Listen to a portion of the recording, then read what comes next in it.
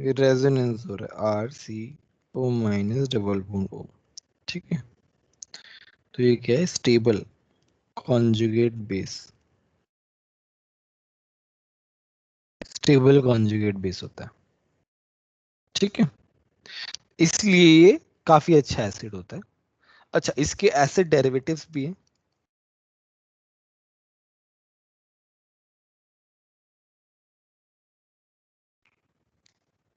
तो ये जैसे मेरे पास एनहाइड्राइड है, याद हो तो वो एनहाइड्राइड कैसे बनता है? दो एसिड से मिलके बनता है। तो ये हो गया एसिड एनहाइड्राइड। ये तुम्हारा एस्टर है, सभी लोगों को पता है। एस्टर है, फिर असाइल हैलाइड है।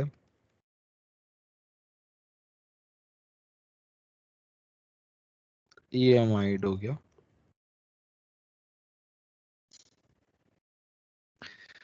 अरे तुम्हारे जो पैकेज है, पैकेज में एक टेबल बनी हुई है, अगर तुम्हारे पास में है तो तुम ओपन कर सकते हो।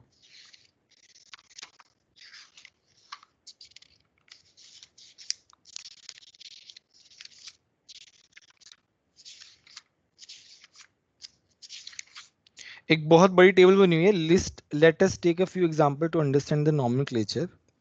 अच्छा, उस टेबल में जो है नॉमेनक्लेचर वाला पार्ट है, प्लस वो तो चलो नॉमेनक्लेचर वाला पार्ट इतना मुश्किल नहीं है, वो तो तुम कर लोगे। बट उसमें जो है ये कुछ नेम्स दिए हुए हैं, जैसे बेंजोइक एसिड है, फिनाइल एसिटिक एसिड है, सिनेमिक एसिड है। ये कॉमन नेम्स तुम्हें याद रखने हैं। प्लस उस टेबल में अगर तुम देख रहे हो तो 14 से लेके 18 तक जो एसिड के नाम हैं वो तुम्हें याद रखने हैं। 14 से लेके 18 तक मैं एक बार चलो लिख देता हूँ यहाँ पे। COH ये सभी को पता है, ये क्या होता है? ऑक्सैलिक एसिड होता है। मैंने बीच में एक CH2 लगा दिया, तो ये हो गया मेलोनिक एसिड।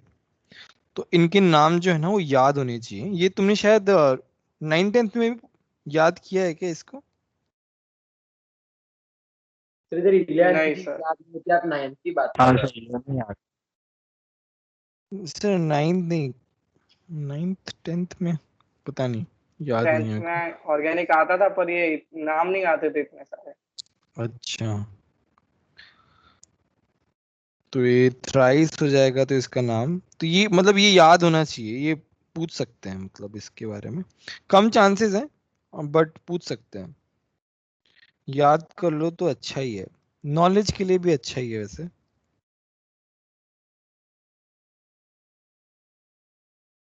ये तुम्हारा एडिपिक एसिड है। एडिपिक एसिड तो याद होना चाहिए, सक्सेनिक एसिड याद होना चाहिए, ऑक्सैलिक तो पता ही होगा। ठीक है, और जैसे तुम्हारा थैलिक एसिड है, थैलिक एसिड क्या होता है? ये इस तरीके से होता है, थैलिक एसिड। ये ऐसे हो जाता है, तो इसे बोलते हैं टर थैलिक एसिड।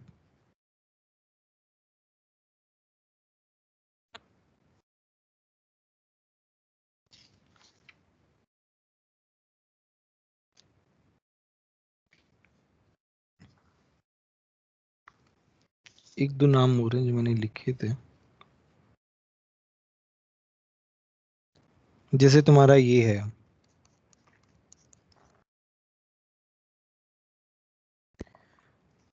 इसका कॉमन नेम है, देखो आईपीएक नेम तो तुम बता ही दोगे। कॉमन नेम है ऑर्थोटोलिक एसिड। एक दो मैंने और मार्क किए थे।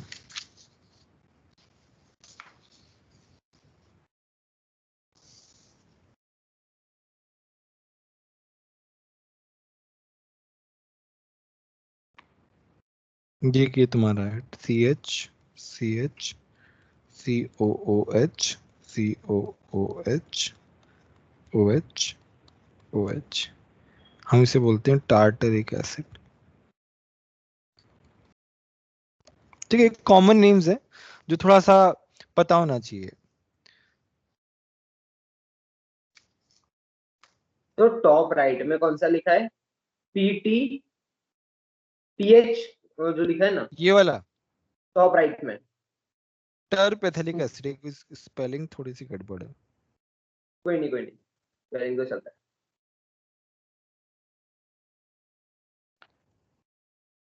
ई नहीं आएगा अभी भी स्पेलिंग कर तो एनीवे चलो ठीक है। कुछ इसके नॉमेनक्लेचर याद है कि नहीं याद है तुम लोगों को? चलो एक हाँ दो सर, हम नॉमिनेशन याद। एस्टर के लिए क्या होता था? O8 होता था दो सफिक्स याद है? जैसे मैं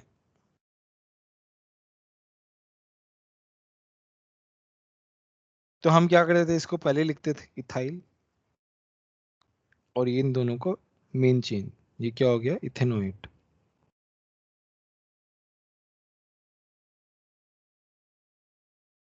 अच्छा ये बताओ इसका नाम क्या होगा? Methyl propanoate. Methyl propanoate. अच्छा यहाँ पे मैंने इसी एग्जांपल में मैंने यहाँ पे Cl लगा दिया। अब बताओ आप क्या बोलेंगे?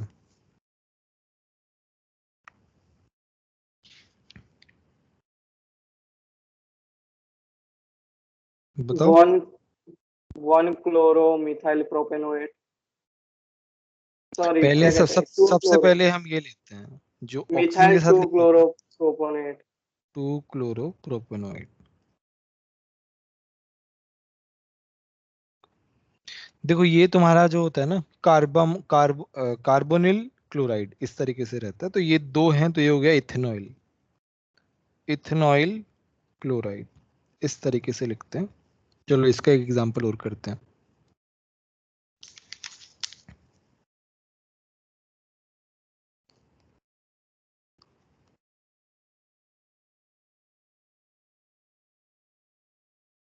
ये बताओ।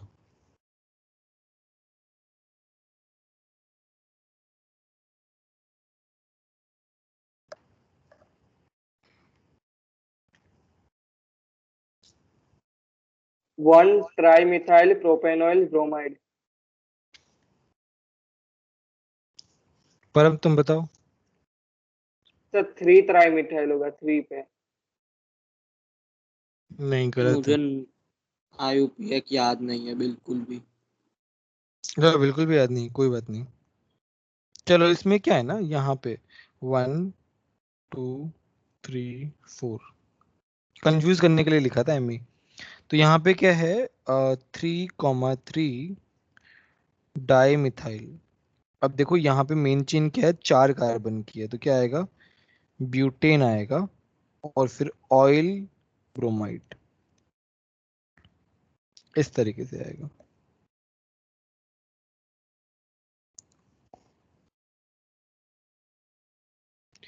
अच्छा अभी हमारा है CH3CO NH2 अमाइड की बात कर रहे हैं। तो सिंपल है, ये क्या हो गया इथेनामाइड हो गया, ये दो चेन इथेनामाइड। ठीक है, बट यहाँ पे क्या है मान लो अगर ऐसे लिखा जाए NMEH तो ये मिथाइल जो है ये इस तरीके से आएगा N मिथाइल फिर इथेनामाइड। ठीक है, समझ में आया सभी को? अब मैं इसको और थोड़ा चेंज कर रहा हूँ CH3 डबल बॉन्ड ONMeET। ये बताओ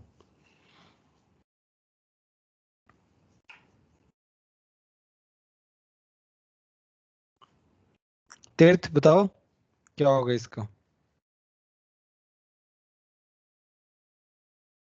एन मिथाइल एन इथाइल, मतलब एन, हाँ वही एन मिथाइल एन इथाइल, फिर नहीं नहीं, इथेन एन इथेनॉल। इथाइल पहले मिथाइल आएगा। पहले आएगा। एन अच्छा okay, N methyl ethyl N methyl ethanamide. इथेना। ठीक है, एनहाइड्राइड का भी देख लेते हैं। एनहाइड्राइड में क्या है, जैसे मेरे पास है CH3 C double bond O O, C double bond O, CH3।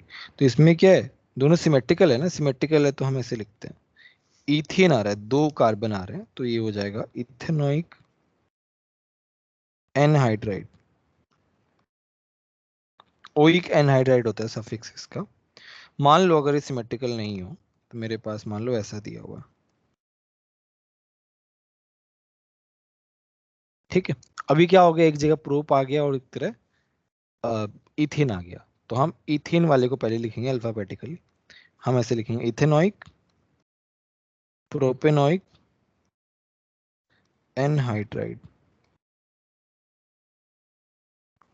ठीक है। सबको समझ में आया? ये हमारा हो गया एक बेसिक पार्ट हमने पढ़ लिया। अब हम आगे जाते हैं।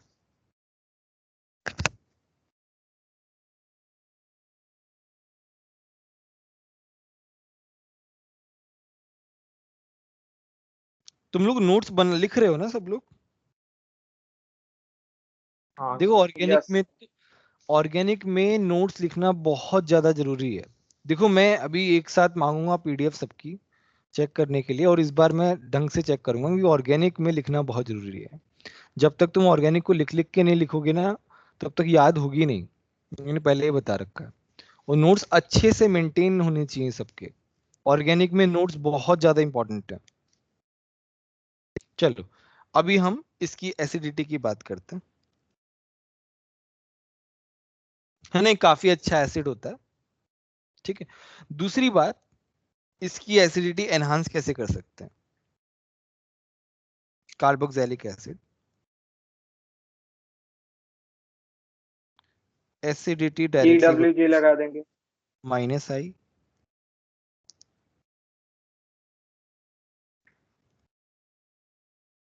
ठीक है। Acidity inversely proportional to plus M plus I hyper conjugation, है ना। शॉर्ट फॉर्म में हमने लिख दिया और काफी बार पढ़ा भी है हमने, ठीक है। अब इसमें क्या है ना, चलो हम इसका एक दो एग्जाम्पल कर लेते हैं। तो मेरे पास क्या है कंपेयर करने के लिए, CH3 CH2 CH2 COOH है, CH3 CH2 CH Cl COH है, CH3 CHF, यहाँ पे CH Cl COH। ये 1 है, ये 2 है, ये 3 है। सिंपल लिखा है मैंने पहले तो, जस्ट ऐसे एग्जांपल देने के लिए। तो यहाँ पे बताओ ऑर्डर क्या आएगा? 3 to 1। 3 to 1 बहुत सिंपल है। ये तो क्या है, माइनस आई, ये भी माइनस आई, 2 माइनस आई है, यहाँ पे 1 माइनस आई है। तो 3 2 1। बताओ इसमें किसी को कोई डाउट है क्या?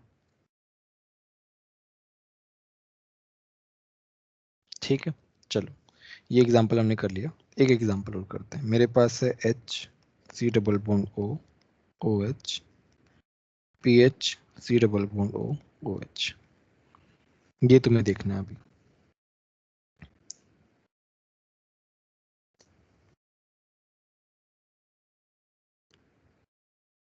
1 2 क्यों? PH plus M।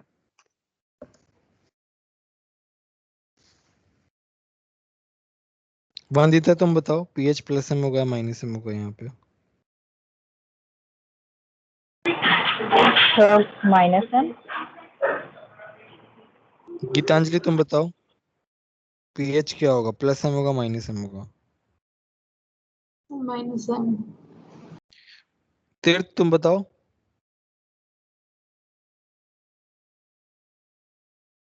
तो माइनस एम ही होगा ना।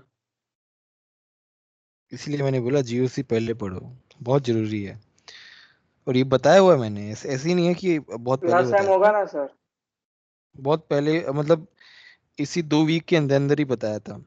अगर यहाँ पे माइनस एम जुड़ा हुआ है बड़ा वाला, तो ये प्लस एम की तरह बिहेव करेगा। देखो तो सही, रेजोनेंस करा के देखो, तब समझ में आएगा। ठीक है, ये क्या है, यहाँ जा रहा है ऐसे, रेजोनेंस कराते हैं वैसे कराते हैं, तो ये इलेक्ट्रॉन दे रहा है वाया रेजोनेंस, तो ये प्लस एम है, ये माइनस एम है।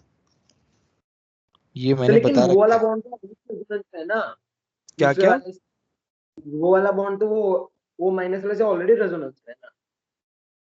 हाँ तो बट उससे भी है, दोनों से है ना, क्रॉस कॉन्जुगेशन हो रहा है वहां पे। हमें तो पीएच से मतलब है ना, क्योंकि पीएच हमारे लिए वहां पे ऑब्जर्व कर रहे हैं ना। पीएच के साथ तो रेजोनेंस में है ही, उसके साथ भी है, इसके साथ भी है। अब वो मतलब बहुत अच्छा स्टेबल रेजोनेंस नहीं कहेंगे कंपेयर टू अदर्स, बट फिर भी रेजोनेंस तो होगा ही, चाहे कम हो जाए लेकिन रेजोनेंस होगा। और रेजोनेंस कर रहा है तो वो प्लस एम शो कर रहा है। तो हमेशा माइनस एम नहीं होता, पीएच प्लस एम भी होता है, माइनस एम भी होता है, माइनस आई होता है ना। तो because of its plus M, ये तुम्हारा क्या होता है, ज्यादा अच्छा एसिड। ये एसिड ही ऑर्डर हम बता रहे हैं।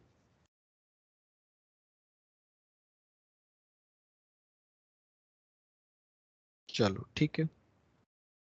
अभी इसमें क्या है, हम एक छोटा सा टॉपिक पढ़ते हैं जो पहले भी हमने पढ़ा है, FR03, सॉरी, हाँ FR03 वालों ने या 03 वालों ने उनके सामने पढ़ा था, और दो इफेक्ट पढ़ा था हमने, याद हो तो। वो हम एक बार फिर से पढ़ने वाले हैं। अब देखो इस और दो इफेक्ट का क्या है, देखो इसको पहले समझते हैं, पहले समझेंगे उसके बाद ही ये हम डेफिनेशंस वगैरह लिखेंगे। ये मेरा क्या है, बेंजोइक एसिड है। पहले बेंजोइक एसिड को समझना बहुत जरूरी है। तो यहाँ पे क्या हो रहा है, ये ऐसे जा रहा है, ये ऐसे जा रहा है, मैं इसका रेजोनेटिंग स्ट्रक्चर बना रहा हूँ।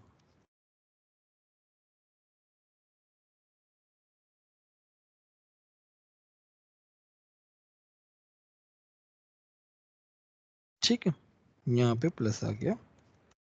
तो यहाँ पे क्या आ रहा है, डबल बॉन्ड करेक्टर आ रहा है। एनीवे चलो, ये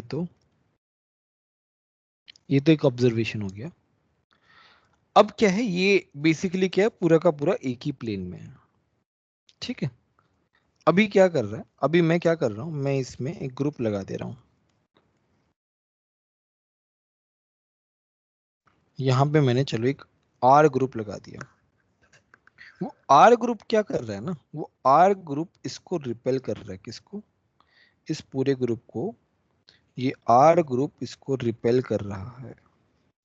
and because of the repulsion हो क्या रहा है कि it was in the same plane, the carboxylic group was in the same plane, but because of the repulsion, steric repulsion, वो क्या होता है, अपना प्लेन चेंज करता है, अपनी कोप्लेनरिटी जो है वो लूज कर रहा होता है।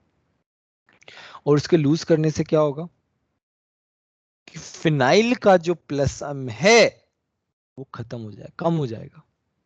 अच्छा बताओ, फिनाइल का प्लस एम कम हो गया तो क्या एसिडिटी बढ़ेगी? यस बढ़ेगी। सर। बढ़ेगी। यस। तो इसका मतलब क्या है, अगर ऑर्थो पे कोई अच्छा मतलब बड़ा बड़ा ग्रुप प्रेजेंट है, अब हाइड्रोजन लगा दोगे, हाइड्रोजन तो लगा हुआ ही है, उससे कुछ होगा ही नहीं। ड्यूटेरियम भी लगा दोगे तो भी कुछ नहीं होगा। बड़ा ग्रुप अगर अटैच है तो वो क्या करेगा, वो COOH को रिपेल करेगा, और बाय रिपेलिंग दिस COH अपनी कोप्लेनरिटी लूज करेगा, and because of that plus M of phenyl group decreases and acidity increases. ये हम लिखेंगे वर्ड में, बट बताओ पहले समझ में आया कि नहीं आया ये वाला पॉइंट? क्या एक बार सर रिपीट कर आर सकते नीचे हैं? क्यों नहीं गया? क्या क्या? आर नीचे क्यों नहीं गया? दोनों ही जाएंगे ना, रिपल्शन होता है, दोनों साइड इफेक्ट होता है ना। आर मान लो जा भी रहा है ओके तो सर। आर को देख कौन रहा है, अपन देख तो किसको रहे हैं, सीओएच को रहे हैं। आर से मेरे को यस मतलब ही सर। नहीं। सर तो बस रिपल्शन के बाद एक बार रिपीट कर दीजिए। देखो, रिपल्शन के बाद क्या होगा, देखो यहाँ पे देखो, यहाँ पे इतना अच्छा रेजोनेंस हो रहा है, और ये मतलब मेरा जो फिनाइल ग्रुप है वो आराम से उसको इलेक्ट्रॉन दे रहा है, सीओएच आराम से एक ही प्लेन में है। तो वो जो प्लेन है वो प्लेन से हट रहा है बिकॉज ऑफ द रिपल्शन, और वो अपनी कोप्लेनरिटी लूज करने से रेजोनेंस उसमें नहीं होगा। रेजोनेंस तो क्या होता है, सेम प्लेन वालों में होता है। तो रेजोनेंस नहीं होगा तो प्लस एम नहीं होगा, प्लस एम नहीं होगा तो एसिडिटी बढ़ जाएगी। बताओ मेरी बात समझ में आई कि नहीं आई?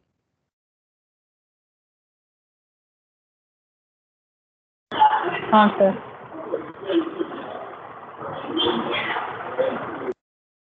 ठीक है, तो मैं इसको अभी लिख देता हूँ, वो यहाँ पे लिख देता हूँ, चलो इस बॉक्स में, और दो इफेक्ट को। If some bulky group present।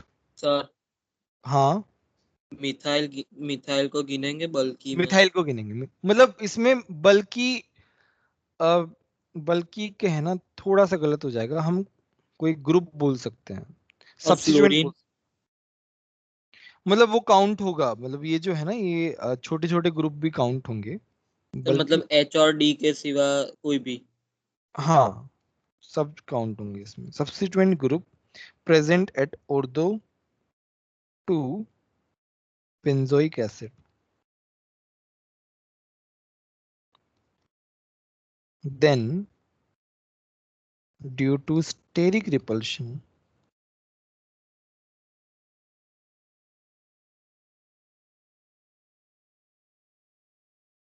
COOH group loses its coplanarity with benzene ring, benzene ring से कोप्लेनरिटी लूज करता है, thus plus M effect of phenyl reduce हो जाता है, और उस that means acidity of that compound, that or those substituted है ना, ये समझ जाना, और दो सब्स्टिट्यूटेड बेंजोइक एसिड इंक्रीजेस। ठीक है,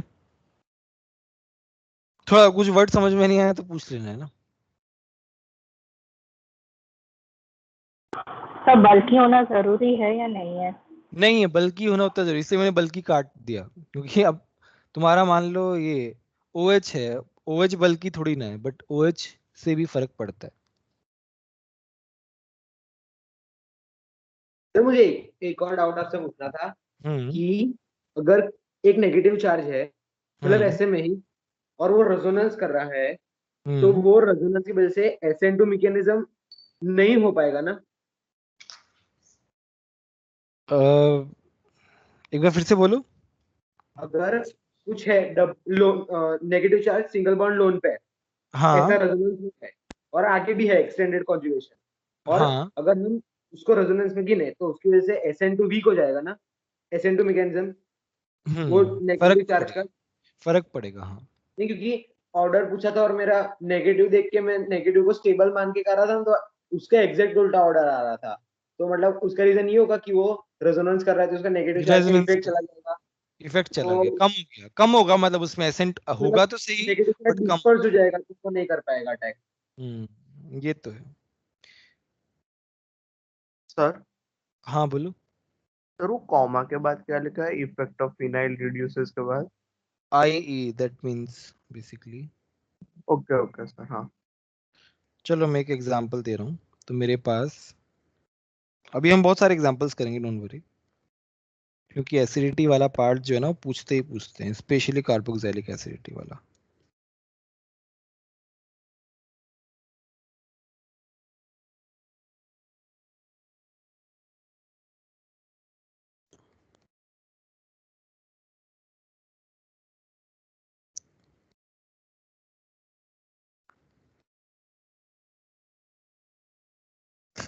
इसका ऑर्डर हम बताते हैं, मैं बताता हूँ।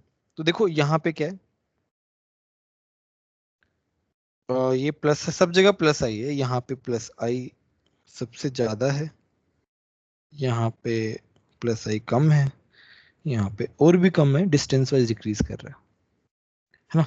बट यहाँ पे क्या है, यहाँ पे हाईलाइट करके बता रहा हूँ मैं, यहाँ पे क्या है, और दो इफेक्ट है, और CH3 तो क्या बल्कि ग्रुप में ही काउंट होता है, CH3 तो क्या बड़ा ग्रुप है, तो 1 का एसिडिटी सबसे ज्यादा होता है।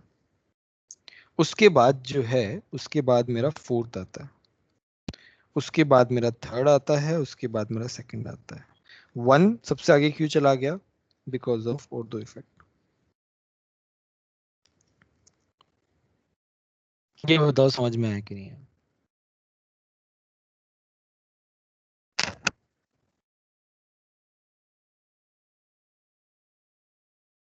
बोलो, समझ में आया कि नहीं है? अगर मिथाइल मेटा पे भी होगा तो उसकी वजह से भी रिपल्शन नहीं होगा? नहीं नहीं, रिपल्शन ओनली ऑर्थो पे होता है, मेटा और पैरा पे होता ही नहीं, बिल्कुल नहीं होता। ओके सर हाँ हाँ बोलो। अगर दूसरी बाजू भी मिथाइल होता तो और बढ़ जाती एसिडिटी की, कुछ और ज्यादा बढ़ फर्क जाता। नहीं पड़ता।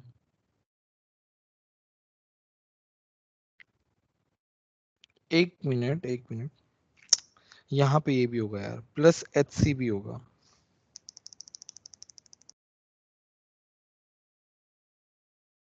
इस वाले पे HC भी है, और HC जो है डोमिनेटिंग होता है, तो इसके बाद सेकंड आएगा और फिर थर्ड आएगा। ये पीछे क्यों आया? Because of hyper conjugation, sorry. ये आगे क्यों आया? Because of Fordow effect. ठीक है, ये थोड़ी गलती हो गई थी, मैंने ध्यान नहीं दिया।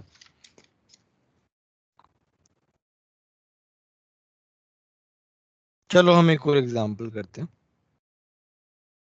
सर मेटा पे भी हाइपर कॉन्जुगेशन नहीं होता? नहीं, मेटा पे कहाँ होता है रेजोनेंस? हाइपर कॉन्जुगेशन रेजोनेंस की वजह से होता है ना, मेटा पे रेजोनेंस होता ही नहीं है। हाँ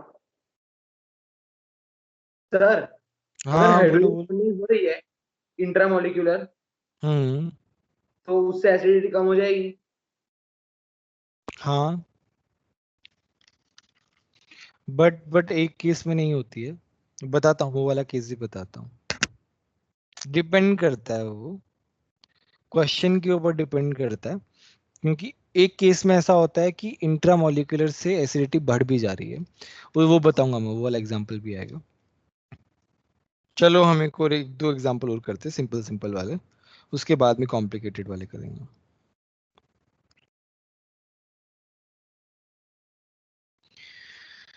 हम एक एक करके डिस्कस करते हैं।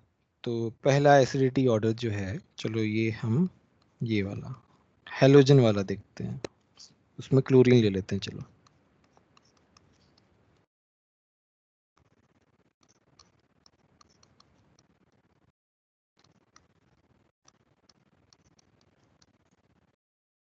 ये वाला बताओ।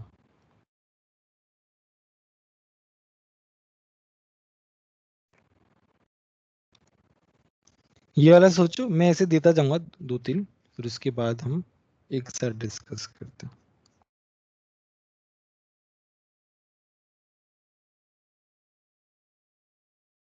देखो डिस्कशन में बहुत कम लोग पार्टिसिपेट लेते हैं, कुछ बोलते ही नहीं है।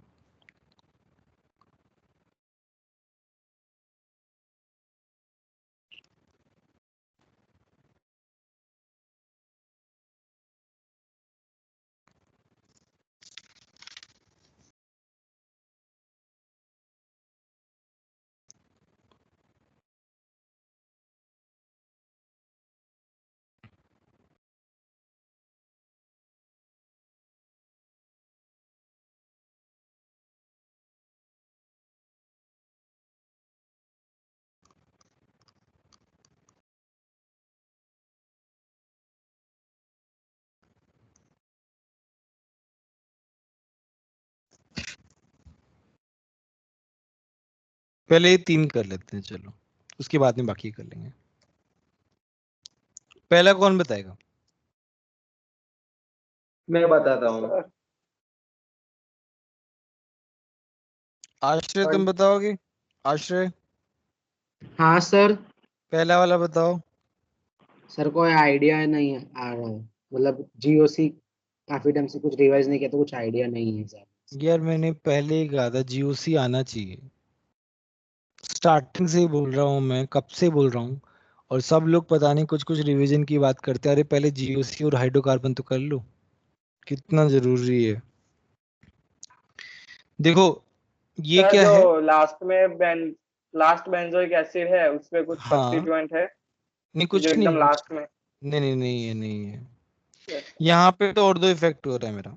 यहाँ पे माइनस आई है, ज्यादा माइनस आई है, यहाँ पे कम सर जो माइनस आई है। ऑर्डर दिया है वही होगा ना?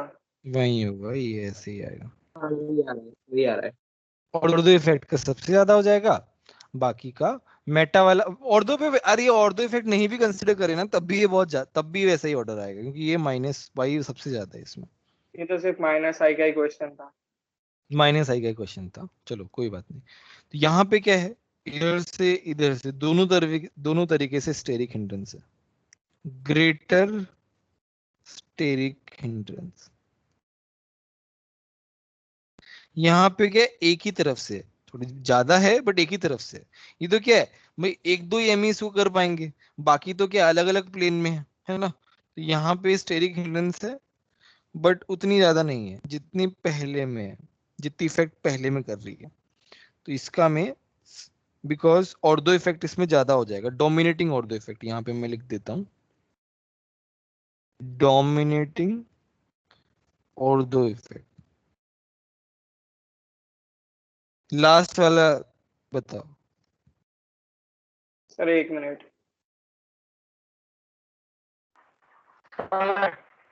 हाँ बोलो। सर वो मेरे को बताना, और ग्रेटेस्ट स्टेरिक हिंड्रेंस में क्या होगा? उसमें तो तीन ही एक ब्रांच पर है, तो ज्यादा नहीं होना चाहिए? हाँ तो एक साइड से ही कर रहे हो, और ऊपर से तीन एमई एक साथ कैसे कर पाएंगे यार, और अलग अलग प्लेन में है, उतना अच्छे से नहीं कर पाएंगे। अब ये दो एमई अगर आजू बाजू में लगे हुए हैं तो उनका इफेक्ट ज्यादा पड़ेगा।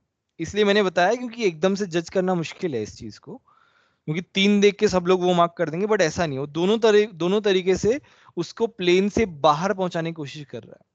तो जैसे मान लो इसका जो है, इसका अगर मैं दो इफेक्ट काउंट करूं, 1+1 टू इफेक्ट है इसका, अगर मैं उसको एक यूनिट देना चाहूं, 2 यूनिट है, तो इसमें क्या है, 3 है।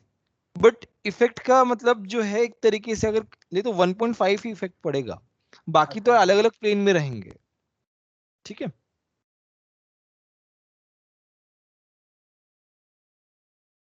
सर हाँ बोलो। थर्ड का आंसर 1423 है। 1423 नहीं नहीं नहीं नहीं, कुछ गड़बड़ कर रहे हो। कोई और बता सर रहा है? 1 2 4 3 सर सेम ऑर्डर होगा। 1 तीर्थ 2 बताओ। 4 3 1 2 4 3 होगा, वेरी गुड वेरी गुड, 1 2 4 3 होगा। 1 2 4 3, चलो ऐसा क्यों हो रहा है बताते हैं। यहाँ पे तो क्या है, सभी को पता है, और दो इफेक्ट है। अच्छा चलो, इसमें अपन एक और छोटा सा पार्ट डिस्कस करते हैं। ये एग्जांपल आई गया और तुमने पूछा भी था तीर्थ ने। तो देखो यहाँ पे क्या है, जब COH जो है, जब अपना ऑक्सीजन दे देगा, कैसा बनाएगा। और यहाँ पे मेरा क्या है, OH है। यहाँ पे क्या हो रही है, तो stable, highly stable, highly mention करना जरूरी है, हाईली स्टेबल कॉन्जुगेट बेस यहाँ पे बन रहा है। ठीक है। तो तुम बोल रहे थे ना कि सर वो क्या नाम है, इंट्रामोलिकुलर जो होती है, तो यहाँ पे क्या नेगेटिव चार्ज आने के बाद जब वो H+ दे देगा, उसके बाद जो हाइड्रोजन बॉन्डिंग हो रही है ना, यहाँ पे बहुत अच्छी हो रही है। यहाँ पे और दो इफेक्ट तो है ही, उसकी वजह से ज्यादा हो गया। यहाँ पे क्या माइनस आई है, ये तुम देखना भूल गए, यहाँ पे प्लस एम है। प्लस एम तो लास्ट में आएगा है ना, वो तो लास्ट में आएगा। और ये मेरा न्यूट्रल है बेचारा, ये क्या हो जाएगा, थर्ड नंबर पे आ जाएगा। ये माइनस आई की वजह से थोड़ा पहले आ जाएगा। क्लियर है सभी को? सर अभी समझ में आ रहा है। लास्ट ईयर तो बाउंसर जाता था सब कुछ। हाँ तो वही तो मैंने बोला, ऑर्गेनिक जो है वो टाइम के ये साथ आती है। ये सारी चीजें तुम्हारे साथ हो रही है ना सर, ऑर्गेनिक में नहीं आ रहा है, ऐसा है, ऐसा है, सब हो चुका है मेरे साथ। रेजोनेंस में जब मैं 11th में था, तो रेजोनेंस की जो HOD मैम थी, बहुत लाइक 30 साल का एक्सपीरियंस था उनको, बहुत मतलब एजिड थी। वो पढ़ाती थी, कुछ समझ में नहीं आता था 11th में वो क्या चल रहा है, प्लस एम कहाँ, माइनस आई क्या। जब 12th में आए, बार बार रिवाइज किया चीजों को, तब जाके समझ में आने लगा यार हाँ ऐसे होता है। तो ये ऑर्गेनिक में क्या है, एक बार में नहीं आती, उसको टाइम लगता है। फिजिकल में क्या है, एक फॉर्मूला पढ़ा, एक कॉन्सेप्ट पढ़ा, क्वेश्चन कर लिया, हो गया। मैथ्स के स्टूडेंट हो सब लोग, तो वो तो आराम से हो जाती है। फिजिकल में इतनी दिक्कत कभी नहीं आती। दिक्कत आती है ऑर्गेनिक में, वो टाइम टाइम लेती है थोड़ा सा, बार बार पढ़ना पड़ता है तुमको। एक बार नोट्स पढ़ोगे तुमको 10% आएगा, दूसरी बार पढ़ोगे 30% आएगा, तीसरी बार पढ़ोगे 60 to 70% आएगा। इस तरीके से होता है। इस तरीके से मैं नोट्स पे बहुत ज्यादा बोलता हूँ कि नोट्स बहुत अच्छे से बनाओ, तो उन सब चीजों का फर्क पड़ता है। और जो मैं बोलता जाऊँ डिस्कशन में भी कि इसको नोट्स में ऐड कर लेना, उसको ऐड करते रहा करो। फाइनल जो कंपाइलेशन होगा ना तुम्हारा, वो बहुत अच्छा होगा। एनीवे चलो एक और क्वेश्चन करते हैं हम लोग फटाफट। NO2 वाला कर लिया क्या हमने? नहीं किया NO2 वाला, ठीक है। NO2 वाला करते हैं चलो।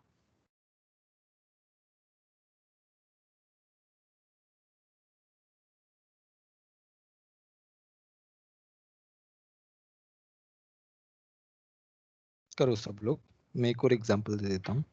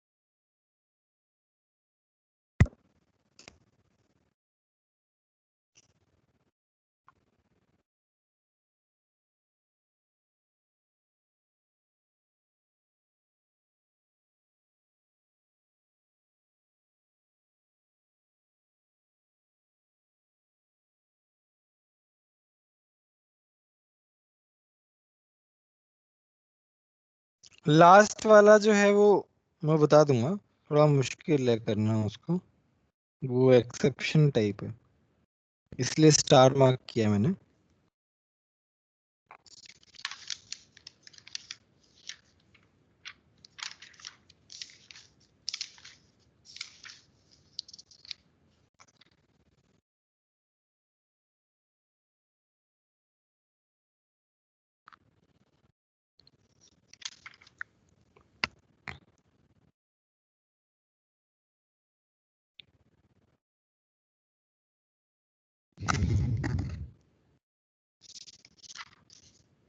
डन। फोर्थ वाला कौन बताएगा? मैं बताता हूँ। हाँ बताओ, आर्यमान तुम बताओ। सर 2 3 4 1। 2 3 4 1। तीर्थ तुम बताओ।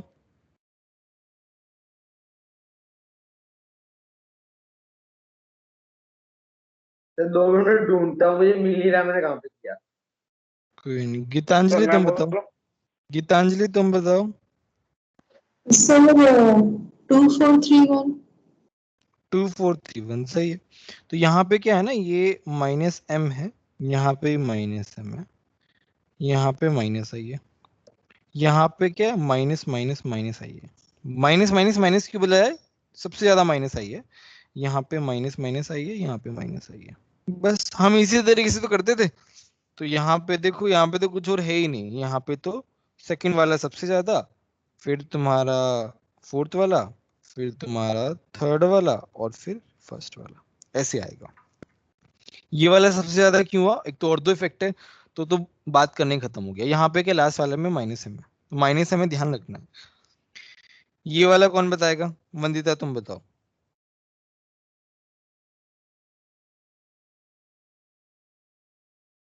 प्रेजेंट है क्या वंदिता? सर 2 3 4 1 2 3 4 1 गड़बड़ हो गई कुछ। जीनल तुम बताओ, जीनल प्रेजेंट है? Yes sir. तुम बताओ बेटा जीनल। मैंने भी 2 3 4 1 ही लिखा था। अरे नहीं नहीं ऐसे मत करो यार, ये क्या है? प्लस आई है। 2 3 1 4 प्लस आई होगा सर ना सर। 2134 आएगा ना? क्या 2134? 1 सर थोड़ी 2 आएगा, 1 माइनस 4 आई है। 3 2 3 आएगा, 2 3 1 और फिर 4 आएगा। 4 हाँ वो मिथाइल प्लस। सर सीधा मैंने सीधा ओ एन दिख ही रहा है लिखा। वो तो। अब देखो लास्ट वाला जो है वो, देखो उसमें कोई लॉजिक नहीं है। लास्ट वाले में डेटा से आता है, इसका लॉजिक कुछ खास नहीं है। पीके वैल्यूज लिखा देता हूं मैं। 4.17 4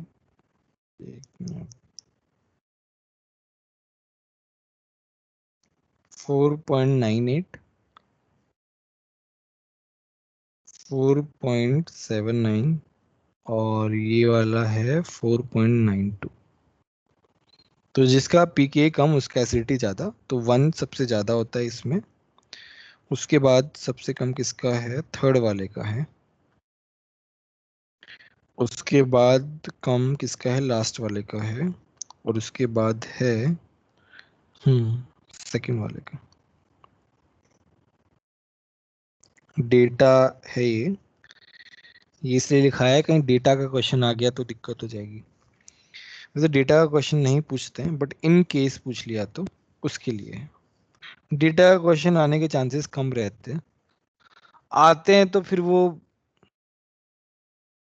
मतलब आ तो सकते ही हैं, एडवांस में आ गया तो एडवांस में पूछ सकते ही हैं, बट बहुत कम आते हैं। वो जनरली कॉन्सेप्ट वाले जो क्वेश्चन हैं वो ज्यादा देते हैं, बट फिर भी ठीक है। तो इसमें एज सच कोई सर लॉजिक नहीं है, डेटा से है। हाँ हाँ बोलो। चौथे वाले का कितना लिखा है? 4.92 ये मैं ऐसे काट देता, 4.92। ऐसे बहुत सारे हैं, मैंने तो एक मेंशन कर दिया, ऐसे बहुत सारे होते हैं। अच्छा यहाँ पे चलो एक और छोटा सा क्वेश्चन करना है। हमारे पास है पीएच COOH H COOH और CH3COH, इन तीनों में कंपेयर करना है। ये है 1 और 2 में मैंने पहले से बता दिया, थर्ड के बारे में तुम्हें देखना है। थर्ड सबसे कम होगा। नहीं, फर्स्ट होगा सबसे कम होगा, फिर थर्ड आएगा और फिर सेकंड आएगा। हाँ सर सॉरी। क्या क्या बताया? फर्स्ट सबसे कम, फिर थर्ड और फिर सेकंड। चलो हम इसको करते हैं। देखो इसमें पीके वैल्यूज लिख रहा हूँ मैं। तो इसका होता है PHCOH का 4.19, इसका होता है 2.75। ये याद करना है तुमको, पीके वैल्यूज के साथ 4.76। तो सबसे ज्यादा मेरा हो गया सेकंड वाला, उसमें आई थिंक कोई डाउट नहीं होना चाहिए। फर्स्ट और थर्ड में जो है, तो देखो ये प्लस आई है, ये वाला क्या है? प्लस M है और माइनस आई है। हाँ अब इसमें क्या है ना, इसका क्या नाम है, ओवरऑल जो है ओवरऑल इफेक्ट इसका CS3 के कंपैरिजन में कम हो जाता है। अब ये जो है डेटा से ही एक्सप्लेन होता है कि हम डेटा से ये बता पा रहे हैं, मतलब इसका जो एक्सप्लेनेशन आता है वो डेटा देखने के बाद आता है कि इसका ओवरऑल जो क्या नाम है प्लस आई इफेक्ट है CS3 वाला, वो इससे ज्यादा डोमिनेटिंग हो जाता है, इसीलिए उसका एसिडिटी जो है सबसे कम हो जाता है। और ये तुम्हें याद रखना है, वेरी वेरी इंपॉर्टेंट, बहुत इंपॉर्टेंट है ये वाला सर पार्ट। हाँ हाँ बोलो। आपने नीचे पहले 4.17 लिखाया था PHCOH का, हाँ यहाँ पे अच्छा हाँ, 4.19। अरे मतलब थोड़ा बहुत अब वो यार कुछ लिटरेचर में जो है ना डेसिमल प्लेसेस पे थोड़ा बहुत रहता है, तो it's okay. 4.17 4.19 literature to literature depend करता है। अब ये मैंने कहीं और से उठाया है, ये वाला पॉइंट, ये वाला डेटा मैंने किसी और बुक से उठाया है। इसीलिए थोड़ा सा मिसमैच हो रहा है। इट्स ओके ना, 0.02 का डिफरेंस सर वैसे वो 6 डिफरेंस नंबर है। वाला भी याद करना है। ये वाला डेटा याद नहीं करना है, ये वाला मतलब थोड़ा ध्यान रखो बस, मैंने ऐसे बता दिया। ये वाला इंपॉर्टेंट है, ये जो ऊपर वाला बताया ना मैंने, इस जैसे ये ऐसे क्वेश्चन पूछ सकते हैं। अब ये तो क्या बहुत रैंडम है, मान लो तुम याद भी कर लो ना तब भी भूल सकते हो तुम, बट ये वाला जो है ना, ये वाला बहुत इंपॉर्टेंट है, छोटा है और ये इंपॉर्टेंट भी है, ये मेंस वगैरह में पूछ सकते हैं, बहुत ज्यादा चांसेस है। आई थिंक नीट वगैरह में आया भी है, मेरे को याद नहीं एग्जैक्टली, बट कहीं तो ये क्वेश्चन पूछा गया था जैसे, या फिर हो सकता सर है एनसीईआरटी AIUTS में में पूछा। गिवन है क्या? यार एनसीईआरटी में नहीं उतना देखता हूँ, ऑर्गेनिक में तो नहीं देखता हूँ मैं। ऑर्गेनिक क्या? में वैसे एनसीईआरटी करोगे ना, एनसीईआरटी के जो क्वेश्चन है ना एक्सरसाइज वाले वो अच्छे होते हैं, ये जो कुछ कुछ कन्वर्जन वाले होते हैं, बाकी तो उसमें ज्यादा कुछ नहीं होता। हाँ बोलो। क्या HCOH का PKA 2.75 क्यों आया? नहीं उस पे तो कुछ है ही नहीं ना, ना तो प्लस आई है ना प्लस एम है, तो वो तो सबसे कम आएगा ही आएगा उसका पीके। वहां पे तो एसिडिटी ज्यादा ही होगी ना, वहां पे तो ना तो प्लस एम है ना प्लस आई है, कुछ नहीं है, न्यूट्रल है वो तो। अच्छा, तो इसके भी PKA वैल्यूज सर याद रखने हैं? हाँ, मतलब ये इन तीनों का ही याद रखना है, बस इन तीनों का याद रखना, नीचे का नहीं, नीचे का तो मैंने ऐसे ही दे दिया, नीचे वाला याद नहीं करना है उतना, वो बस थोड़ा ध्यान रखना है।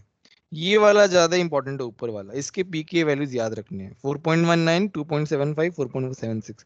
ये जो इंपॉर्टेंट जो एसिड्स है ना, जैसे फॉर्मिक एसिड है, जैसे बेंजोइक एसिड है, एसिटिक एसिड है, इनके पीके याद करने से बहुत फायदा होता है। ठीक है, चलो ये सर हम, हाँ बोलो। सर क्या आप एनसीईआरटी का इम्पोर्टेंट क्वेश्चन टिक करवा सकते हो? नहीं एनसीईआरटी में वैसे सारे इंपॉर्टेंट जो एक्सरसाइज वाले क्वेश्चन है ना, वो करवाए थे मैंने ओके। पिछली बार सीनियर्स को। वो क्या होता है जब बोर्ड्स आता है ना तब मैं करवा देता हूँ सारे के सारे। तब एनसीईआरटी जो है उसके लिए अलग से क्लासेस लगती है, बोर्ड के कुछ दिनों पहले एक्स्ट्रा लेक्चर्स लगते हैं जिसमें सारे के सारे एक्सरसाइज के क्वेश्चन डिस्कस होते हैं, जो जो तुम्हें डाउट है वैसे। और सर MS चौहान किया तो वो हो जाएंगे ना? MS चौहान की करेंगे, MS चौहान तो पूरी करेंगे यार, ऐसा वो तो नहीं मुझे कह रहा करना ही हूँ, करना। हाँ हाँ, किया है तो वो क्वेश्चन हो जाएंगे। मैं समझा नहीं, किया है तो हो जाएंगे मतलब। MS चौहान के क्वेश्चन हो गए तो एनसीईआरटी के question उससे कंपैरिजन कैसे, ऐसा पूछ रहा हूँ।